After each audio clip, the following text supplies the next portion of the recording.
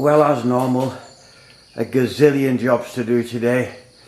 I've already fed the birds, fed the fish, started the aquaponics, watered some plants, and now I've got to clean these golf clubs. And these golf clubs belong to a really good friend of mine called John Walker, who sadly died about 15 years ago. Very sad. And how did I come to end up with them? Well, I'll tell you. Well, I don't think they've been cleaned in an absolute age. And they're an original set of Callaways, quite expensive. 3 right the way through, up to 9. Pitch and wedge, sand wedge. There's a Titleist lob wedge in there. An Odyssey 2-ball putter. A 1, a 3, a 5, a 7 and a 9 wood. I mean, an absolute full set for sure.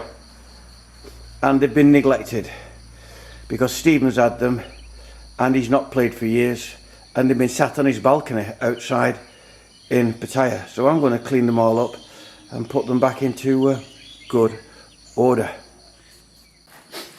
So we'll start off with a bowl of soapy water and a scrubbing brush, and I'll tell you about how I met John Walker and how we became really good friends.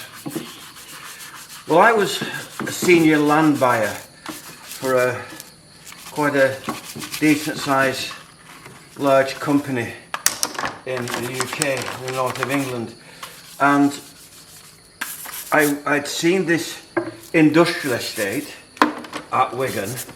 It was 23 acres and I wanted to buy it. So I searched out the owners and wrote to them, and I got an appointment to see John. Well, or Mr. Walker, as he was to me then. Well, I was driving at the time a Land Rover Freelander, which was a great car for a land buyer, because obviously you're having to go on and off site, etc, etc.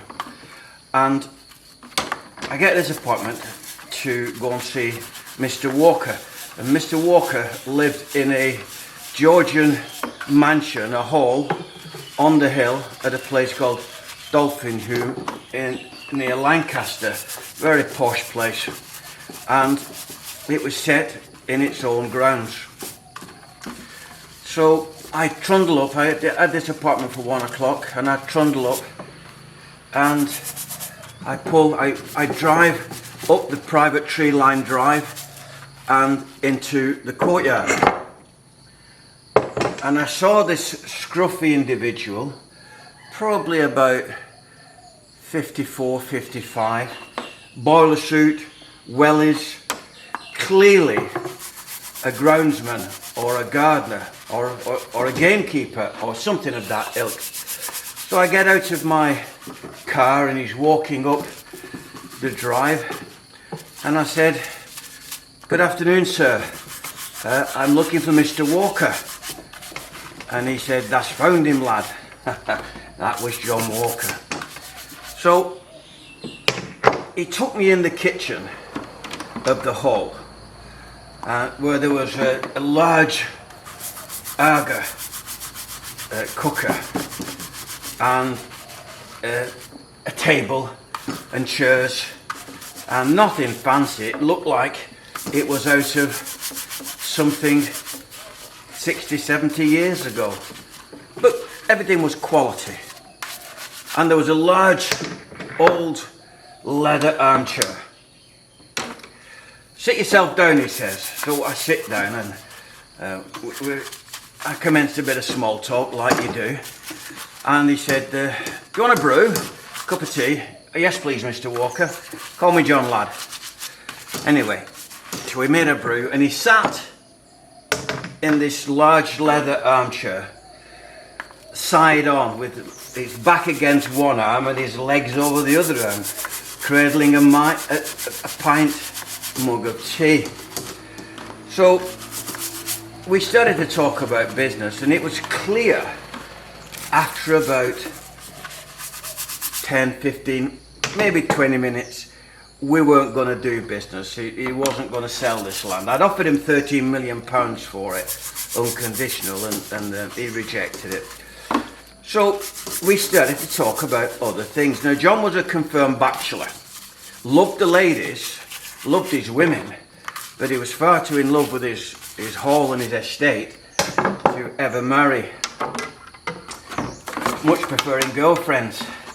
He used to say that when he was bringing a lady back to the hall, once they got within distance of the private drive leading up to the hall, he used to say, this place will snap knicker elastic at 50 yards. Anyway, so we talked about golf. We both liked golf, and we talked about Thailand. I was with May at the time, and he was entranced. He used to go abroad every year, a couple of times a year, skiing, but he'd never been to away from Europe. So to cut a long story short, we agreed. Stephen was living here 6 months of the year, so we agreed that John would come out. Stephen would book his room. Stephen would show him around the place and play golf with him. And we became the best of friends. And we spent time here playing golf in Thailand, and everything was hunky-dory. And he met May. He was absolutely in love with me. He was entranced with May. And he ended up with a Thai girlfriend called Jer, a lovely girl from Isanway, I think she was. She was a dancer in a go-go bar. Anyway,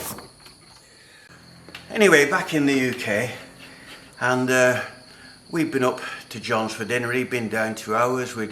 I'd played golf with him on a weekend, and as I said, the friendship blossomed.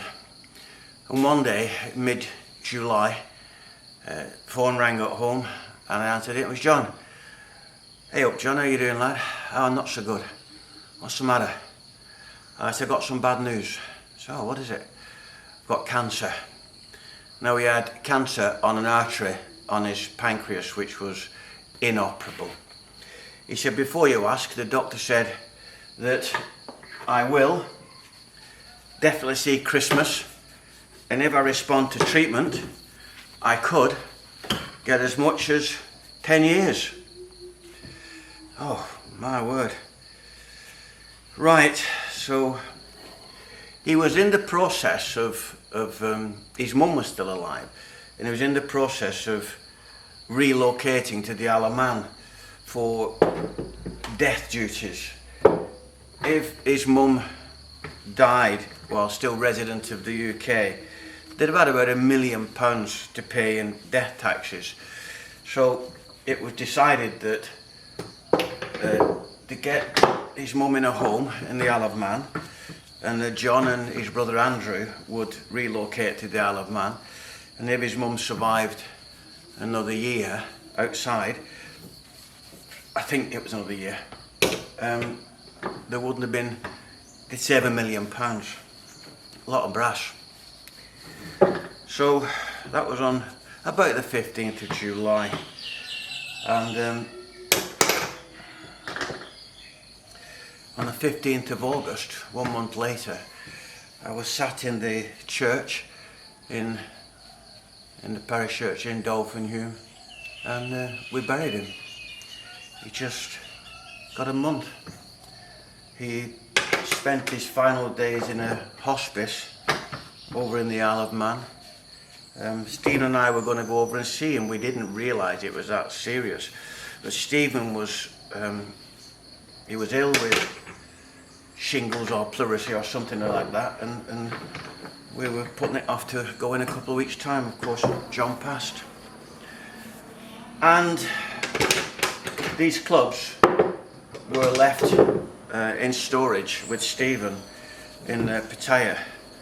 So that's how Stephen ended up with them, and consequently how I've ended up with them. And you know what?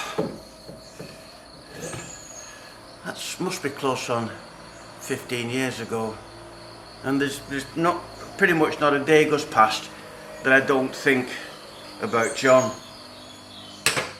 His nickname was Whiskey, Johnny Walker. He was a character, and after the funeral I was talking to his brother Andrew, and Andrew said, "How John thought a lot about you and Stephen." I said, "Well, we thought a lot about him as well."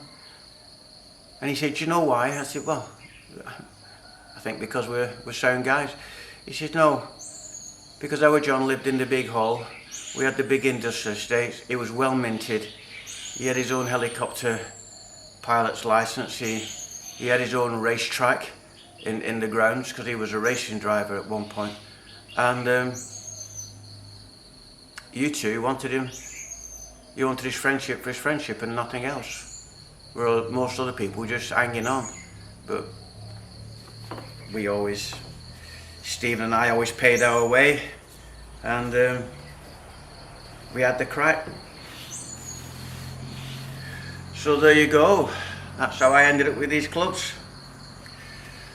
So I'm going to polish them and oil them, and this Odyssey 2-ball putter is the chromium's coming off the shaft. I think that's in better days. The woods seem in pretty good condition. Will he ever play with them? I don't know. I've now got 3 sets of golf clubs, 2 sets of Callaway, 1 set of TaylorMade. But what I don't have is somebody to play with. Stephen's, he really can't do the physical side of it anymore. My friend Rehab, 74, and it's same thing. So perhaps I've got another 2 or 3 years playing golf, if that.